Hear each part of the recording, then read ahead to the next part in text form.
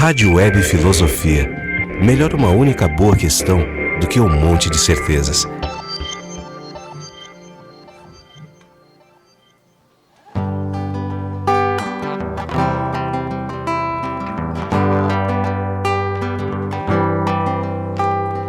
Por tanto amor, por tanta emoção, a vida me fez assim.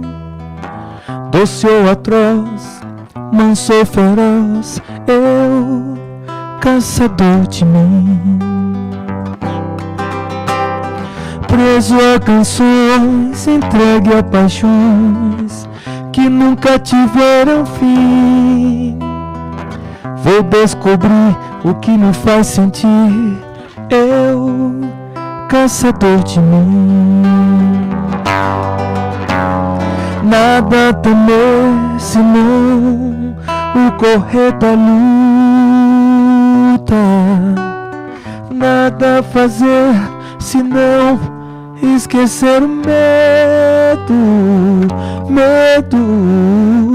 Abrir o peito à força numa procura. Fugir às armadilhas da mata escura.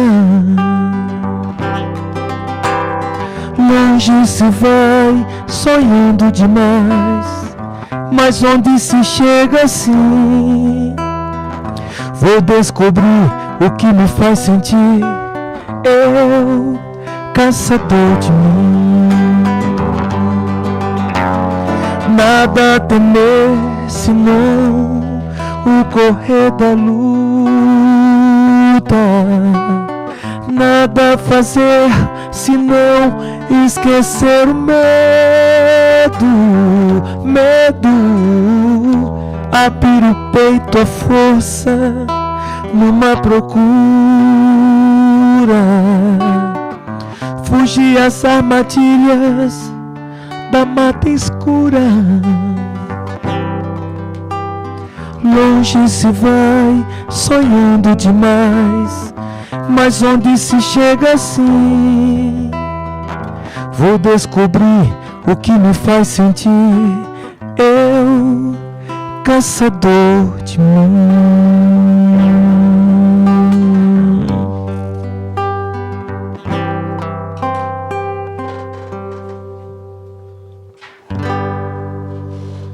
Que beleza, Abel. Essa caiu bem nesse início de tarde, né? Da nossa Rádio Web Filosofia. Estamos meio que completando o nosso semestre. Acredito que, pelos meus cálculos, esse seja nosso último programa, porque eu já estou caindo pelas tabelas aí no semestre, tem que começar a encerrar as nossas atividades, né, Abel? A professora Fernanda Bertual aqui conosco, né? Essa música de Luiz Sá e Sérgio Magrão, interpretada brilhantemente por Milton Nascimento. Não, interpretada brilhantemente pelo professor Abel. Também. e pensar que estamos numa constante, né, busca de si mesmo, né?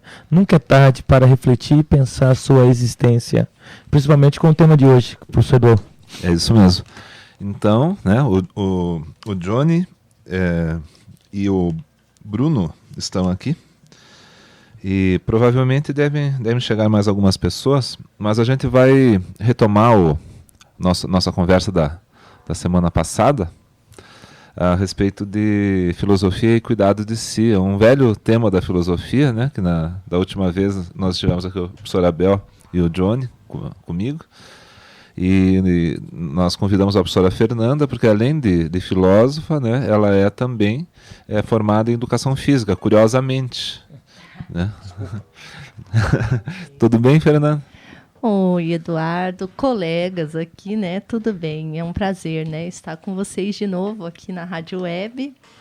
E hoje o tema, né, nos desafia. Eu diria que é um dos temas assim que o convite me deixou muito contente devido ao tema. Que bom encontrar um espaço no qual a gente possa falar sobre aquilo que ainda para a gente, eu acho que durante toda a vida vai ser um desafio. Um desafio no sentido de atribuir sentido a isso. né? Então, eu tive... A Rafa andou me procurando, né? Ah, que bom. Então, e comentou comigo já com alguma antecedência, não muita, mas né, deu tempo da gente pensar um pouco, elaborar alguma coisa. Claro que num sentido, assim, deixando um sentido mais aberto para que a gente possa, né, instituir um diálogo. E comentou que seria interessante falar e abordar, né, o tema do corpo. Abordar as questões aí referentes ao corpo, né? Então, para pensar o cuidado de si, essa ética do cuidado de si, essa responsabilidade, né?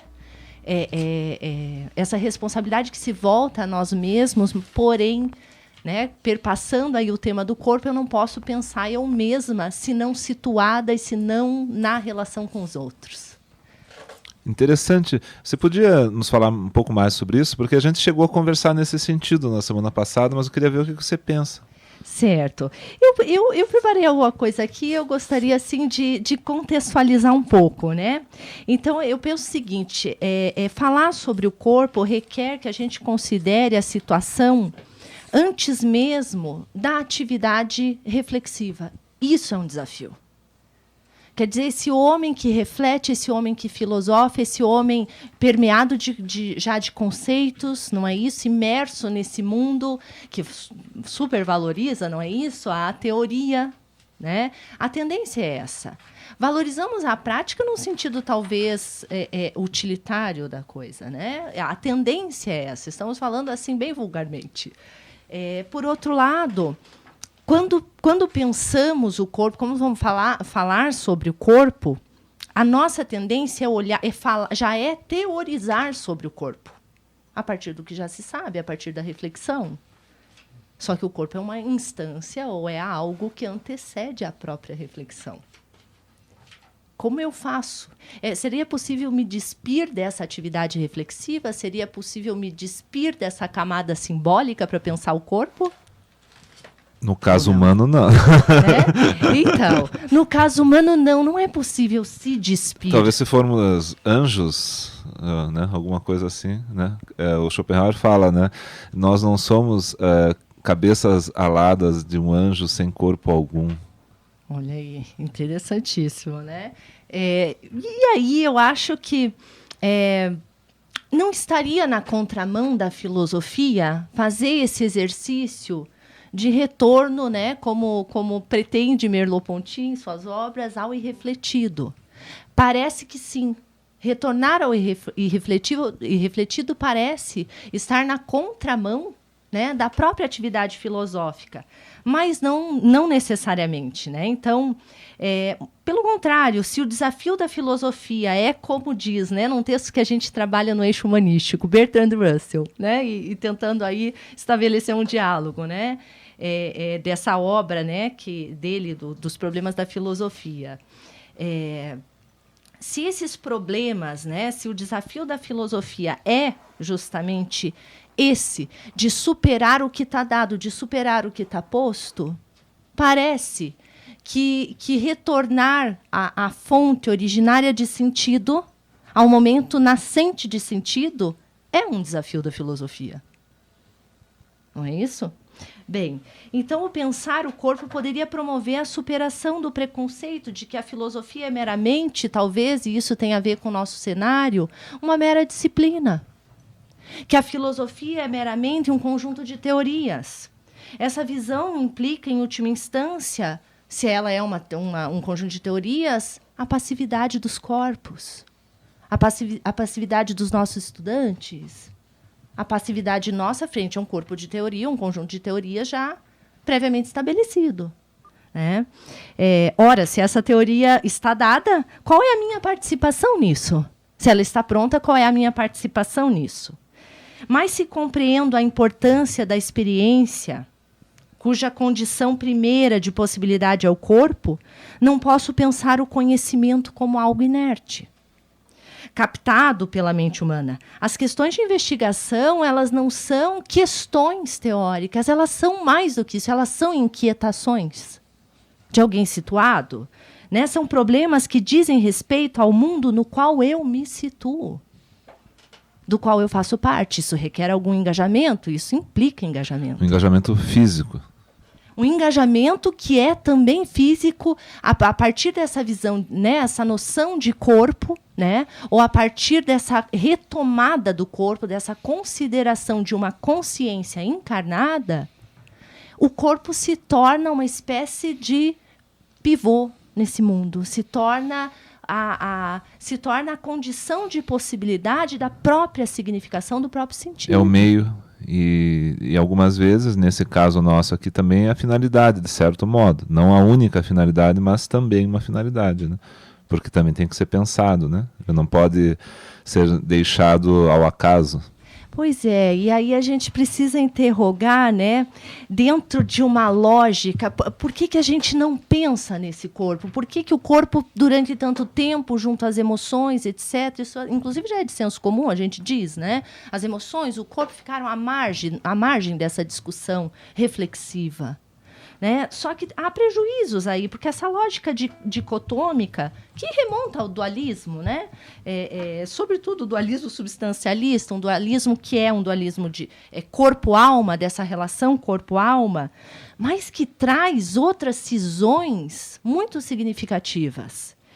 Né? Quais sejam, por exemplo, a cisão entre entendimento e sensibilidade, a cisão entre sujeito e objeto, entre a ideia e a matéria, entre a teoria e a prática, entre valores e a ação humana, entre o homem e o mundo. Em última instância, você arranca o homem do mundo. Né? Disso se pode levantar inúmeras questões que dizem respeito a problemas concretos vividos. Então, não meramente pela sociedade, né? Numa abordagem assim de uma terceira pessoa, a sociedade, porque já é um problema isso. É como se a pessoa não fizesse parte dela, né? Não faz parte. Ou como se fosse uma coisa totalmente abstrata. Né? Que eu posso simplesmente... Já faz parte de uma teoria, talvez, né? Então, mas por nós. Eu acho que o desafio é da gente utilizar, né, essa primeira pessoa do singular, porque daí eu já estou implicada na situação, mas eu não estou implicada atomicamente. Né? Eu não sou uma coisa, entre outras coisas, ou uma consciência, um eu, né, que impera sobre outros corpos, mas nós. Subjetividades, num processo de intersubjetividade. Cada um em todos, né? Como dizia o grego na antiguidade. Então, quer dizer... Parece que o Johnny está querendo fazer um comentário. Boa tarde a todos. É um prazer estar aqui com vocês. Né? Gostaria de parabenizar o professor Eduardo pela sua obra, que Uma Estreita Passagem, que eu tive a oportunidade, eu e o Bruno, inclusive, tivemos a oportunidade de já iniciar a leitura dela e está sendo maravilhoso. O Bruno já tem? Já tem. Pô, eu não me lembrava disso, Bruno. Eu ia fazer um sorteio aqui, vou ter que fazer entre o Abel e a Fernanda apenas. Ou seja, não, e o Francisco. Então, tipo assim, aumentaram as chances de outras pessoas. 50% dele. Maravilha, né? Inclusive, fala sobre o corpo, né? E trata o corpo como algo que a professora Fernanda estava dizendo, que é o corpo como algo subjetivo, né? Nós não podemos perder a subjetividade, que eu acho que analisar todos os conceitos como nós analisamos em terceira pessoa acaba se tornando um problema para a filosofia, quando nós descartamos a subjetividade.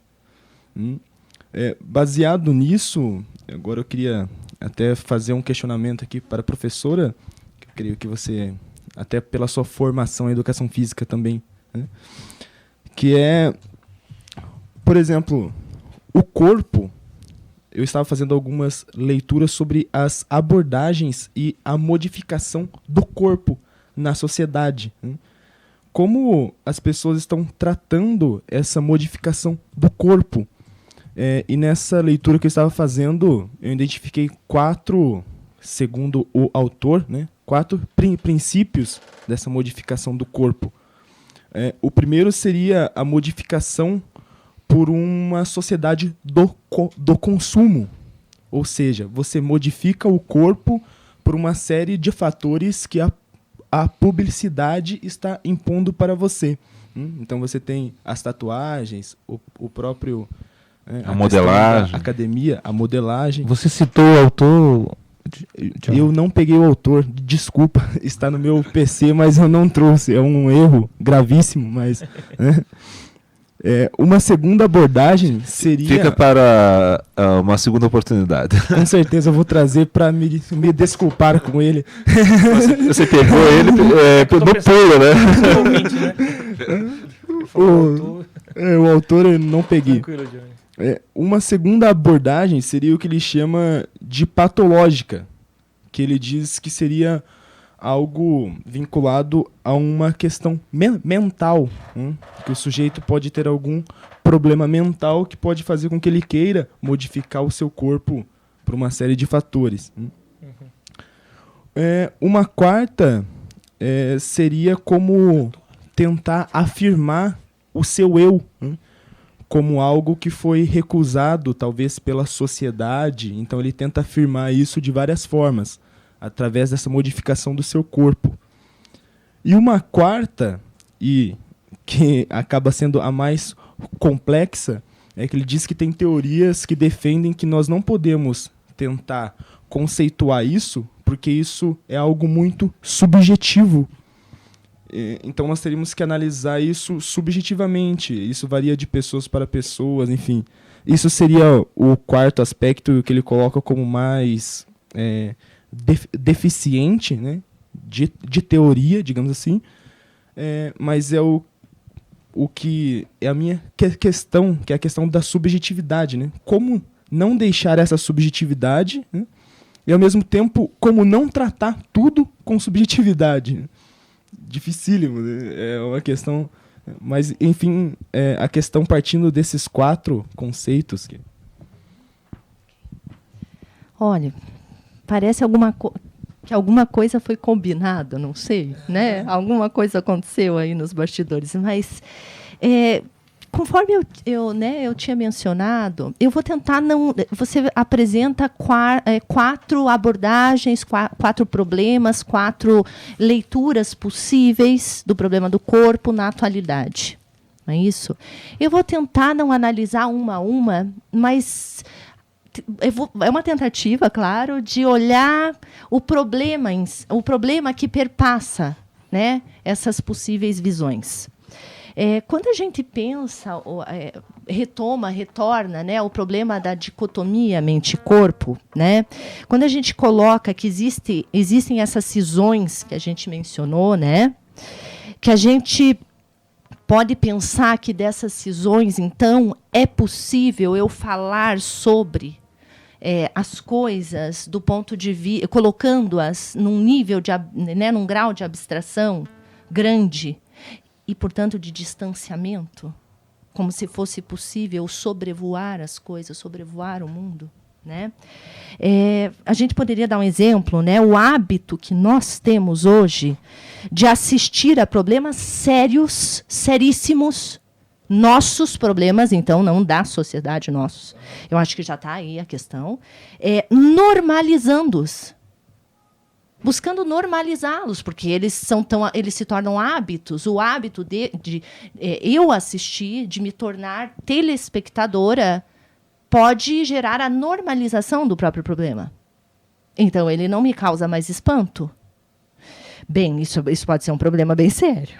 Obviamente que a sociedade capitalista, cuja engrenagem, né, é o consumo e o lubrificante, né, entre aspas, dessa engrenagem, né, os meios de comunicação em massa, infelizmente expressa, de um lado, por poucos, infelizmente por poucos, uma ciência da tendência humana ao sedentarismo. Porque, obviamente, quem dispara essas informações sabe que o ser humano tem uma certa tendência ao comodismo, ao sedentarismo. Estamos falando de fatores, sim, biológicos, por que não dizer? Né? Existe uma tendência à inércia, que é coisa física, né? Exato, que a gente, né, tem algum receio de falar disso com medo de um determinismo. Por outro lado, ainda infelizmente, né, pouquíssimos, né, tem uma ciência né? Aliás, poucos têm essa ciência, né? O conforto, a acomodação, e de outro lado, inúmeras pessoas têm uma ciência desse, ou ainda melhor, não têm uma ciência desse sedentarismo e acabam se enquadrando quase irracionalmente, por não ter a ciência, a essa ideologia. Então, quer dizer, o desconhecimento aqui tem um papel relevante para manter a coisa como está.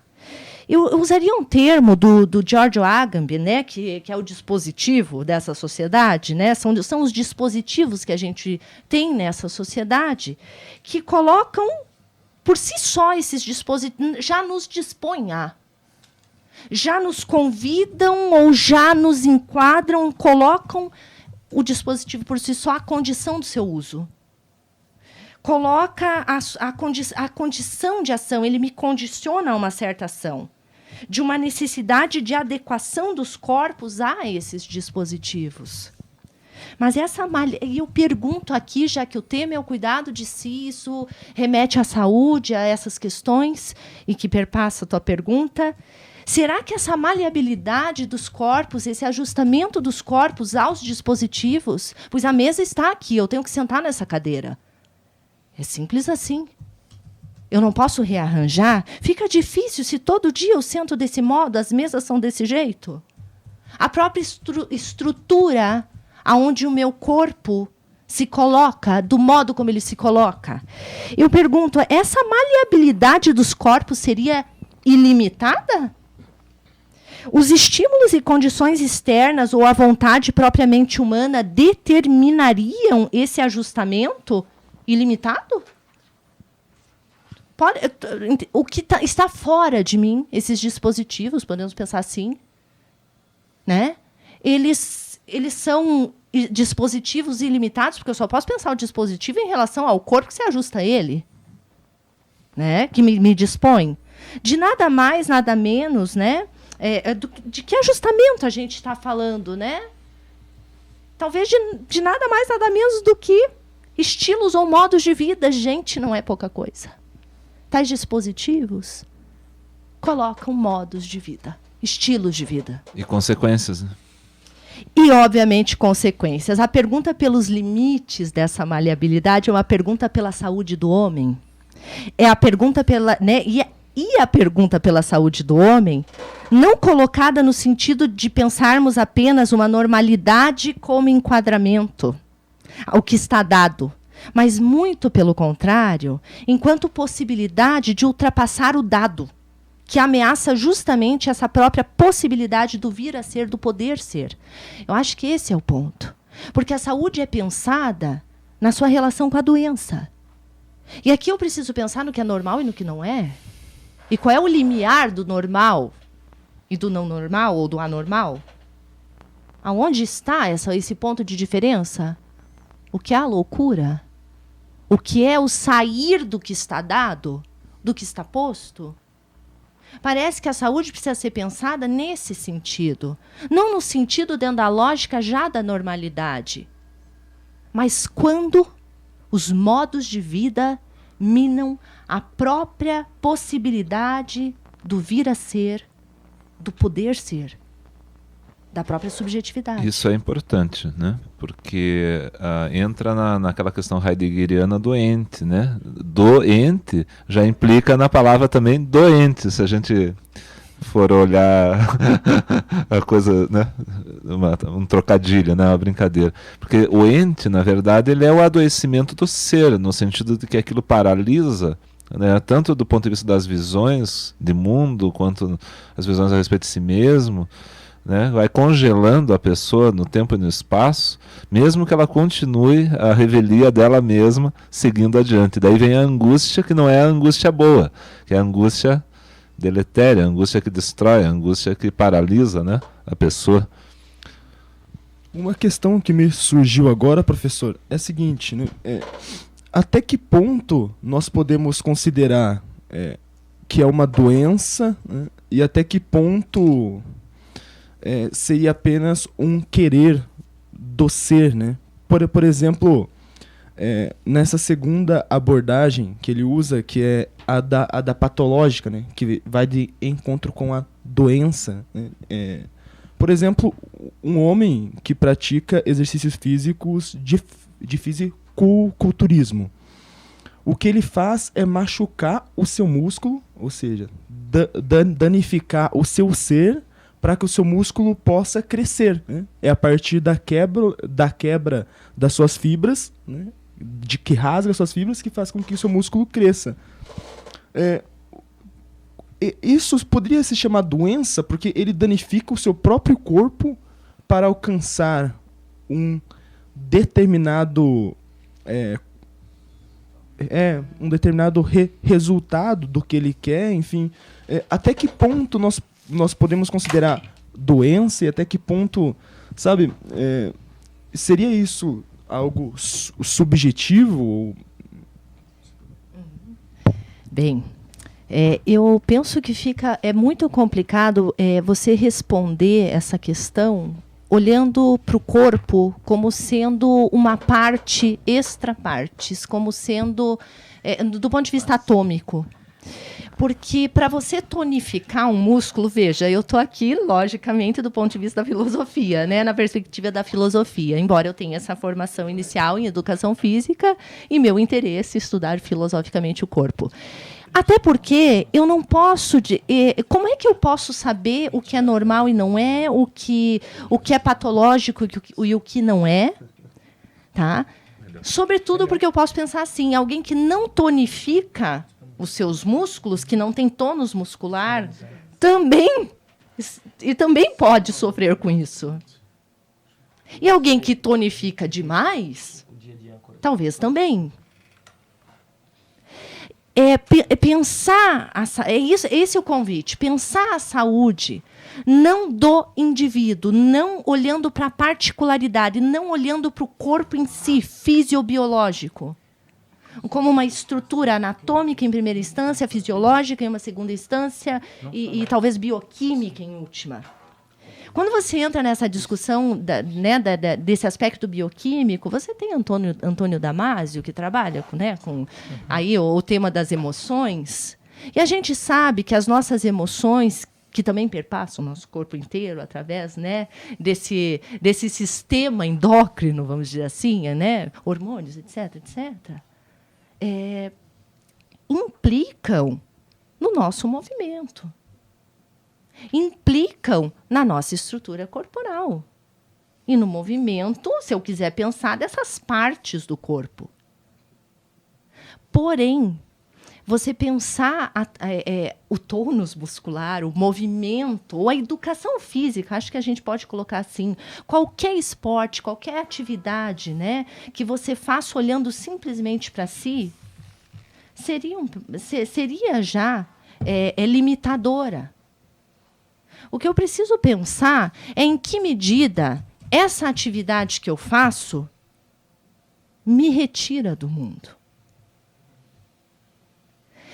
O que eu preciso pensar é em que medida isso me torna um ser tão diferente, tão distinto, uma subjetividade, né, que impera sobre outras subjetividades. Com qual propósito? Porque, veja, não é só o propósito, o corpo expressa isso. Eu quero chocar, eu quero impactar, eu quero me sobrepor sobre os outros? Aos outros? Qual é o meu intuito com isso? E aí tem uma questão que não há diferença. Quando a gente pensa em expressividade, não há diferença entre intenções mentais e o próprio gesto corporal. Já dizia Jesus, né? E aí, daí pegou pesado, Eduardo. Pregou pesado. Olha, pregou pesado. Né? Mas é nesse sentido. Não há diferença. A gente precisa ver que corpos são instâncias de afetividade.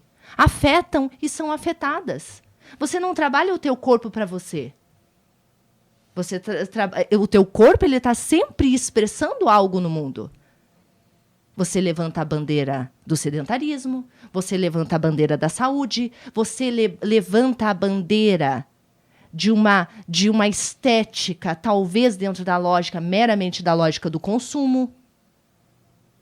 A consciência que temos disso ou não é que é um problema bem sério. Porque a gente pode dizer, de um ponto de vista, que a nossa sociedade não nos permite tomar consciência do que nos leva a tal conduta. Mas eu posso pensar também que eu posso tomar consciência, né? Bem, mas veja, vamos colocar bem o dilema aqui. Se eu sou alienado, eu posso ter consciência? Em que momento eu vou tomar consciência se eu sou alienado? É um dilema bem sério, né? É justamente pela consciência pensada como encarnada que eu não penso uma consciência pura. Eu penso a consciência a partir da relação com os outros. É preciso pensar em intersubjetividade. Eu só sei que eu sou eu porque eu me deparo com você que não sou eu. Simples assim. Tem a questão do olhar do outro, né? O olhar do outro. Que nos configura de muitas maneiras. Isso não o Bruno, não apenas a fenomenologia, mas a psicanálise também diz a mesma coisa, a filosofia do Schopenhauer, que às vezes conseguindo captar essa contextualização, né, de como que a gente ser e aquela noção de ser é ser percebido, né? Diga, Bruno. Sim, boa tarde a todos, né? Esses assuntos levantados em relação à questão do cuidado de si, né, do corpo, até no livro do professor, quando ele cita o Schopenhauer, que fala a questão do corpo ser o objeto imediato, né, do conhecimento. Hoje, nas nossas práticas de atividades nas escolas, a gente vê muito, até nós mesmos, que nós não crescemos com essa identidade do nosso corpo. A gente não cresce sabendo o que nós somos, né? E isso leva a questão muito atual, que é o chamado bullying, né? Então você zoa o outro por justamente não se enquadrar naquele padrão normativo do corpo. Por exemplo, você é gordinho, você é muito magro. Eu sofri a vida inteira por ser muito magro. Todo mundo fala, você é muito magro, você tem que engordar, né? E eu não tinha consciência do meu corpo. Hoje, a partir de algumas práticas, eu acabei tendo mais consciência do meu corpo, e quando você se olha no espelho, você não vê mais aquela... Você trabalha muito a questão da autoestima, né? Você não vê mais aquela autoestima... Tipo, não, eu não tenho que pensar nisso. Eu tenho consciência e estou cuidando do meu corpo. Na questão relacionada também, não só à saúde física, mas mental, né? Então, eu penso que seria uma boa ideia, que eu estou muito interessado também, é esses estudos justamente relacionados ao corpo, voltado a essa questão do cuidado de si, né? É esse adendo que eu queria fazer. É interessante, porque todas essas questões relacionadas à psicossomática, né, como você fala habitualmente, elas mostram a interação completa entre o fenômeno que a gente chama psíquico e físico. Tanto o físico influencia o psíquico, como o psíquico pode influenciar tão completamente o físico a ponto de uma pessoa paralisar, né? Ter uma paralisia histérica, sem explicação pela ciência, não sentir dor, não sentir frio, né? E muito embora os efeitos, né, das coisas continuem existindo. Mas as pessoas não levam suficientemente a sério essa interação. Eu queria só aproveitar o ensejo para dizer que nós estamos aqui na agradável companhia, né, ilustre companhia do professor Daniel Omar Pérez, que está nos ouvindo, da Universidade de Campinas, a Cristina Gonçalo, a Naya Desirê, do nosso curso de filosofia, o Sullivan Bardelli, que já esteve aqui no Rádio Web Filosofia no ano passado, que é do curso de biologia, e a Suzane Walker, o Nori Lima Júnior e várias outras pessoas. Agradeço a audiência. A professora Fernanda estava falando sobre essa questão de a prática do exercício físico como um fundamento, talvez, para si mesmo, né? E vai de encontro com o que nós estávamos falando no último programa, né? Que eu estava colocando, professora, a questão do exercício físico como prática de si para você se encontrar com o seu próprio eu, né? Que vai de encontro com o cuidado de si que o Foucault coloca, enfim. Mas essas práticas, né? Como essas práticas podem levar o sujeito à conversão de si mesmo, que é o encontro com o seu próprio eu. Nós temos alguns exemplos hoje de pessoas que conseguiram isso, que no início era apenas pela estética, mas num segundo momento ele consegue voltar para si mesmo e se utilizar da prática de si para esse encontro com o seu próprio eu, né? Mas, por um outro lado, aí tem a questão subjetiva, que é, hoje nós temos muitas pessoas também que exercem essas práticas de si, só que não conseguem esse encontro com o seu próprio eu, né? Usam essas práticas para as coisas, não sei se eu posso dizer fúteis, não sei se esse é o termo, mas talvez que não vão de encontro, que não melhoram esse eu, né? Com que, se vocês pudessem comentar algo sobre isso, sobre essas pessoas, algumas pessoas que conseguem a partir dessas práticas e pessoas que não conseguem.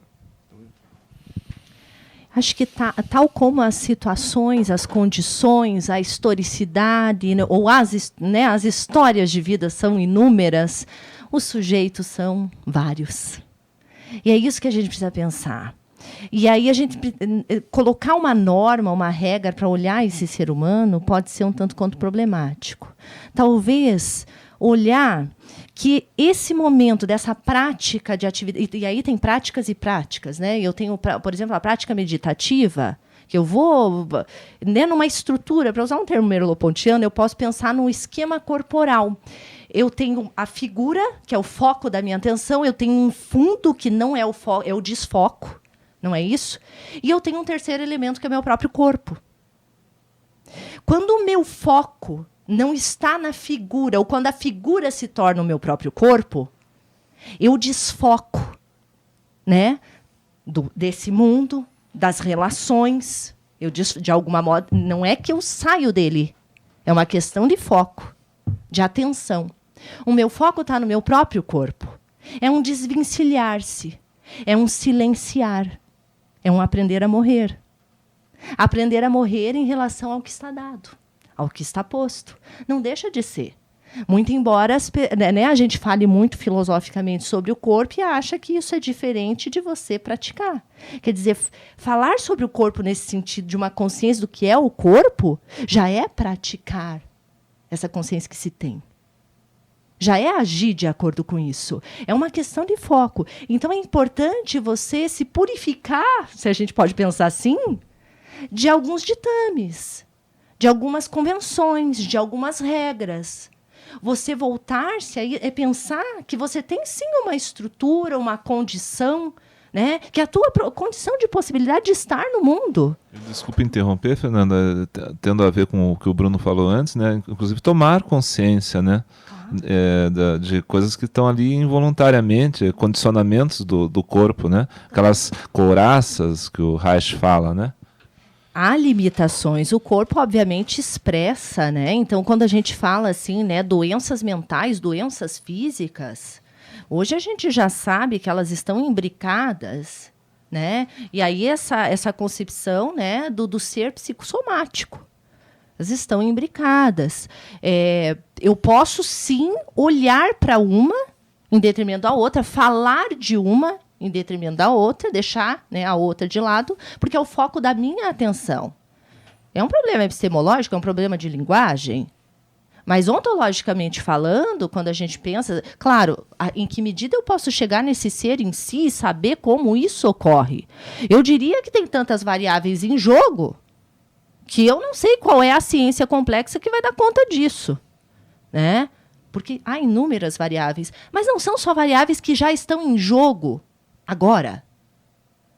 Há variáveis no sentido do meu projeto em relação ao futuro.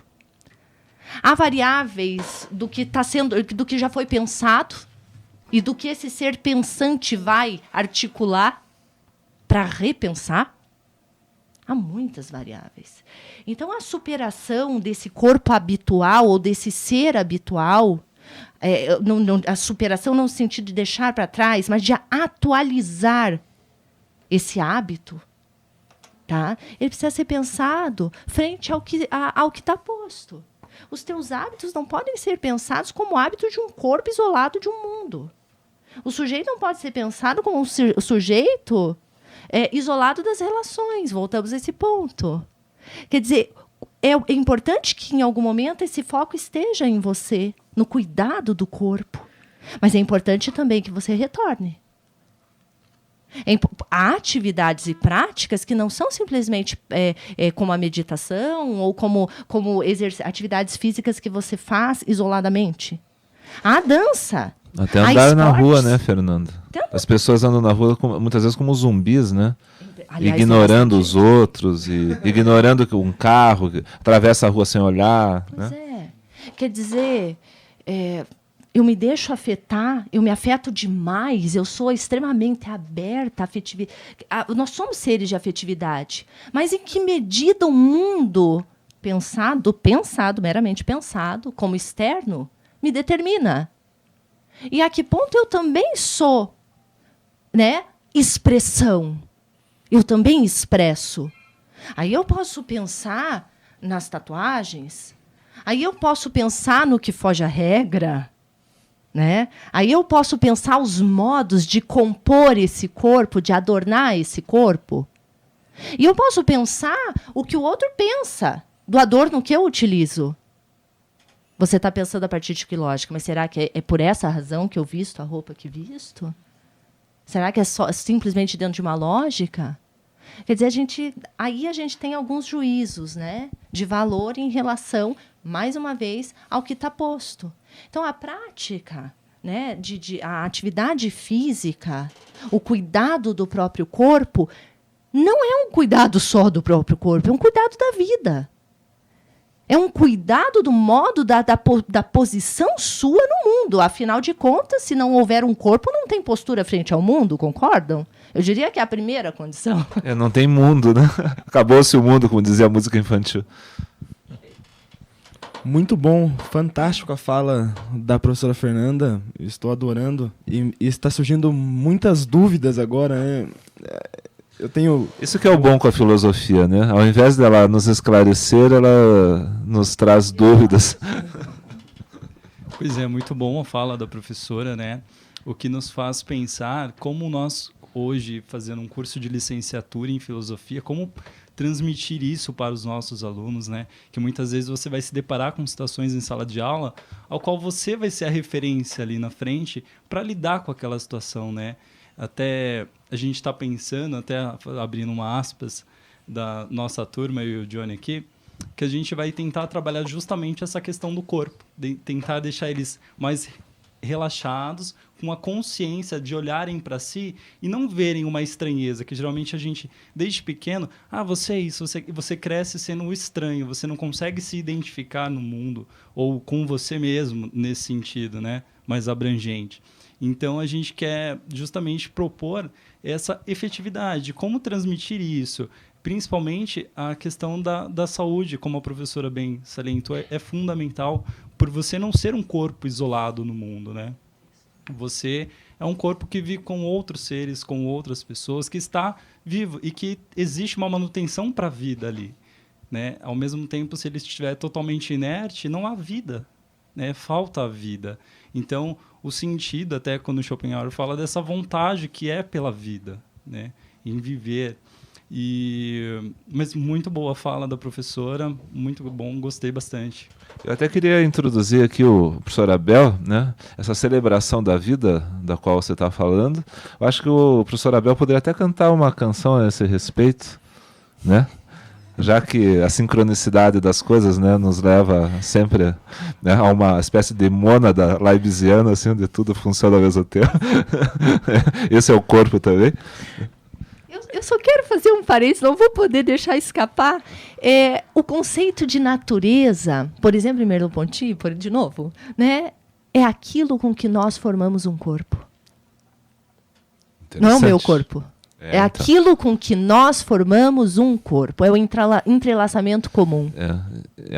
Esse é o início do mundo com vontade de representação também, de certo modo. Não dito assim, mas a maneira do Schopenhauer. Como pensa o indígena, né, quando ele... o ajuda a identificar-se é o outro, né? Não havia espelhos, né? Não havia o narcisismo aqui. Então eu só consigo saber quem sou quando olho para o outro e digo, meu Deus, como somos diferentes. Por isso que eu gosto dessa ideia da educação para a diferença, e quem sabe a identidade do outro me ajuda a pensar um pouco de quem sou e exatamente o que não sou, que é o outro. E nesse sentido, acho que falta mais discussão nesse sentido, né? O corpo do outro me ajuda a identificar o meu, né? Sim. É uma questão de igualdade de direitos e respeito à diferença, né? Isso, acho que falta essa percepção do diferente enquanto o que ele agrega de valor à minha corporidade, né? Violeta Parra, ela fez uma canção linda, Graças à la Vida, e interpretada brilhantemente também por Mercedes Sosa. Mercedes Sosa, a grande Mercedes Sosa. A última vez que ela esteve aqui, o ingresso era R$400. Pô, eu vi Verinha Mercedes Valflor, Sosa, vi Mercedes Sosa até, se não me engano, até em Projeto Pixinguinha lá, nos anos 70. Era irrisório o valor do ingresso.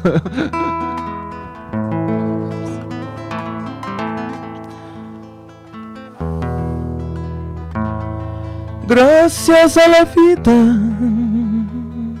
que me ha dado tanto, me dio 2 luceros que cuando los abro perfecto distingo lo negro del blanco.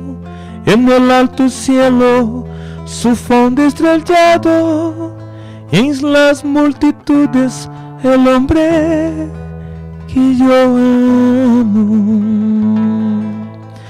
Gracias a la vida que me ha dado tanto, me ha dado el oído en todo su ancho, graba noite y día, grillos y canarios, martillos, turbinas, ladrillos, chubascos, y la voz tan tierna de mi bien amado.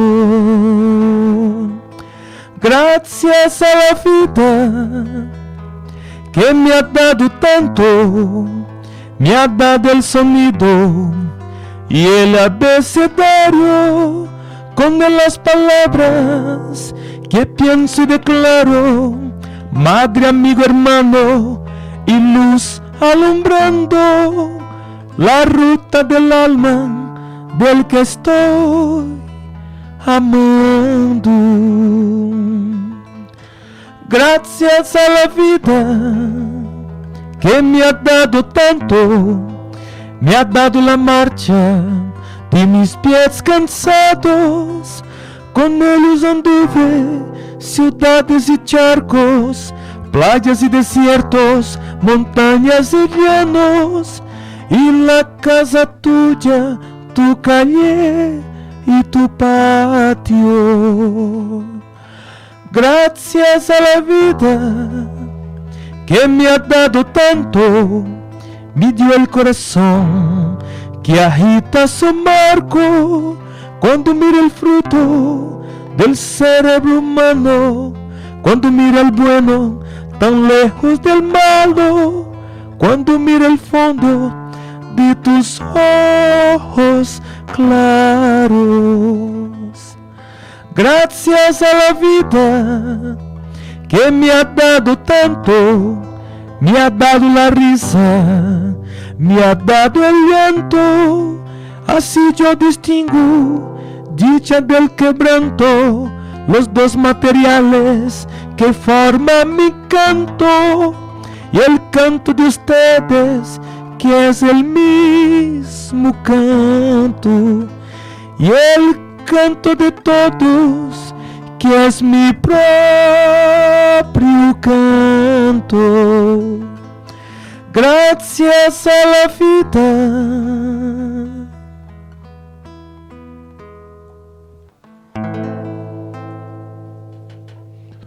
Nossa, que coisa, hein? Não posso dizer que eu estou sem palavras, porque isso não é verdade. Mas, metaforicamente, é isso aí, Abel. Né? É isso. Não tem espaço, um tempo para a gente pensar o entendimento de um lado e sensibilidade do outro. A gente já assimila, né, na pele, não é isso? É muito bom, Abel. Obrigado. Nossa. Tua voz, o teu modo. Eu gostaria que vocês dessem algumas palavras de despedida, porque olha só, né? Nós já estamos aqui. Deixa eu só sortear o livro aqui entre os nossos os três contemplados. E o Johnny vai me ajudar retirando um dos papéis aqui. Vamos ver. Ele vai anunciar. Abel! Porque eu já sabia que era eu, não sei. Intuição. Impressionante. Mas assim a gente vai aos contra pouquinhos. vocês, tá? Desculpa. Mas assim, por que Então, o Abel foi feliz contemplado. Espero que feliz. Vou ler com muita ternura. Obrigado, Henrique. Obrigado a você, Abel. Parabéns pelo trabalho. E obrigado pela interpretação também.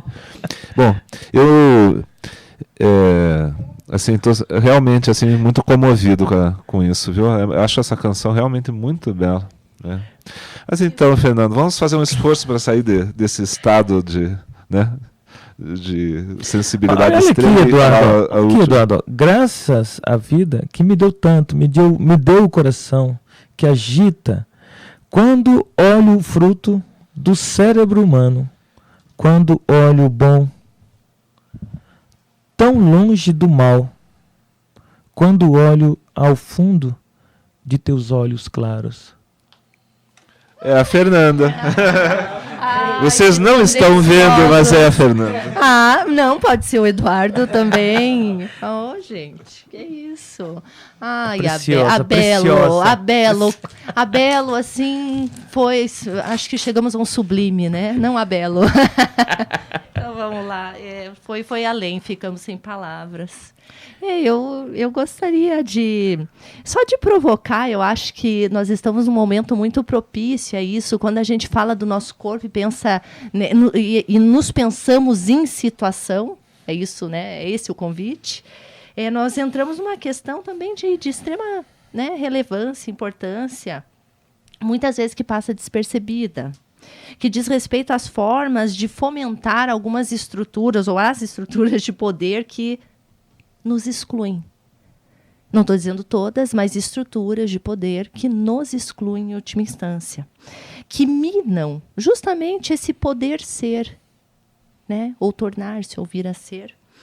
Dialeticamente, quando temos um estado social de violência, nós estamos falando aí de alguns últimos acontecimentos, não é assim?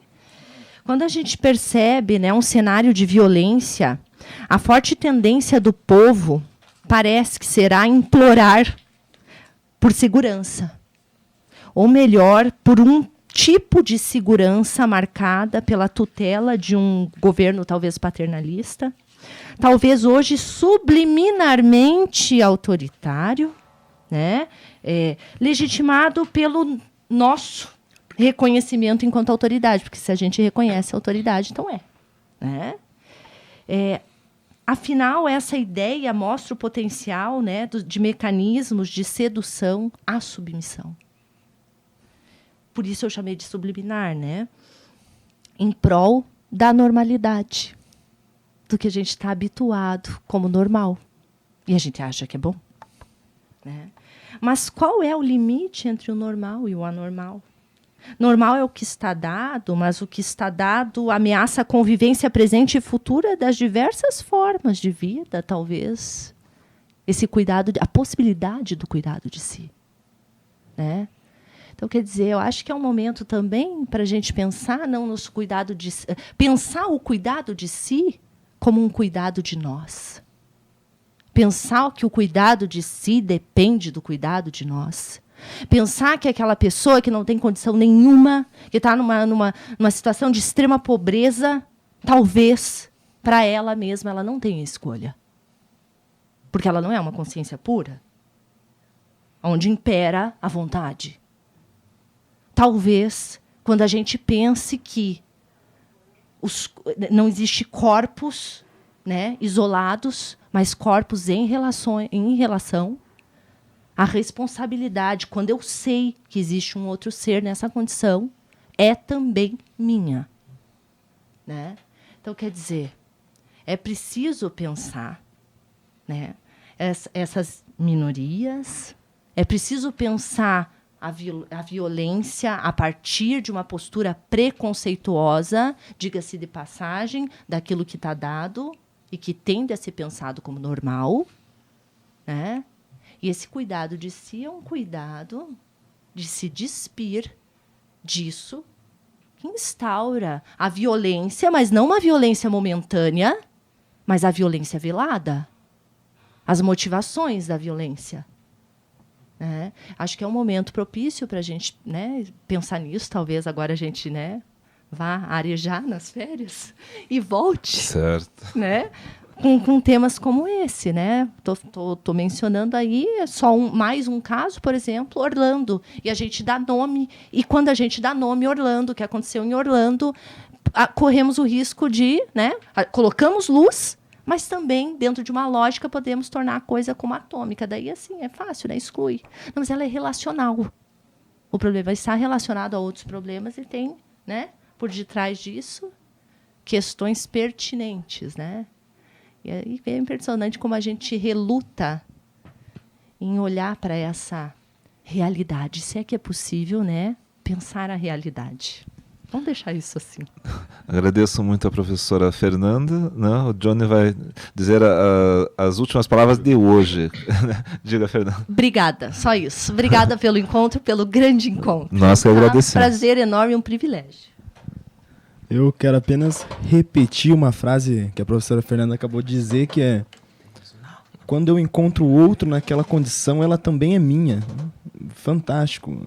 Enfim, só repetir ela que ficou na minha mente e agradecer a todos que estão aqui, a todos que estão ouvindo. Muito obrigado. Bruno. Bom, diante da discussão aqui dos colegas, eu acho que o válido é realmente ressaltar isso que a professora Fernanda colocou para a gente, né? Que é você pensar você na condição do outro também. Que se o outro está naquela condição, nós também somos agentes que deve fazer algo por aquilo também, né?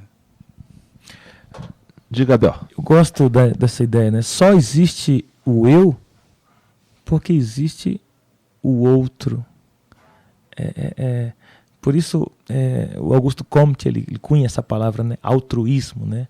Para combater o egoísmo, né? Como as pessoas individualizaram-se suas existências, individualizaram tanto que esqueceram que há um outrem, que eu preciso respirar o mesmo ar que ele, que preciso lutar pelos mesmos espaços. Acho que a gente tem que realmente pensar assim, quem é esse outro, né? Esse outro que tanto me identifica, que tanto me dá um norte para a minha existência. Legal. Então, me despeço também e convidando a todos para no semestre que vem, a partir de agosto, o nosso retorno, né? Espero que todos na primeira quarta-feira de agosto, Okay. Né? Agora me foge a data específica. Né? Na primeira quarta-feira de agosto nós vamos retomar, né? E vou publicar assim mais rápido possível na página do Rádio Web Filosofia no Facebook e nos lugares assim. No dia 3 de agosto, né? Nós retomaremos. E com todos os programas, né? que o pessoal, a Rafaela, o Bruno, o Hiroshi, né? já haviam feito essa programação, né? E então a gente vai... 3 ou 10, né? Porque aquela semana ainda é de conhecimento de turmas. Acho que 3 ou 10. 3 ou 10. A gente verifica isso, mas estão todos convidados. Então, um abraço a todos, um bom inverno, né? E dizer assim que eu estou muito, muito feliz com esse programa. Boa tarde a todos. Rádio Web Filosofia. Melhor uma única boa questão do que um monte de certezas.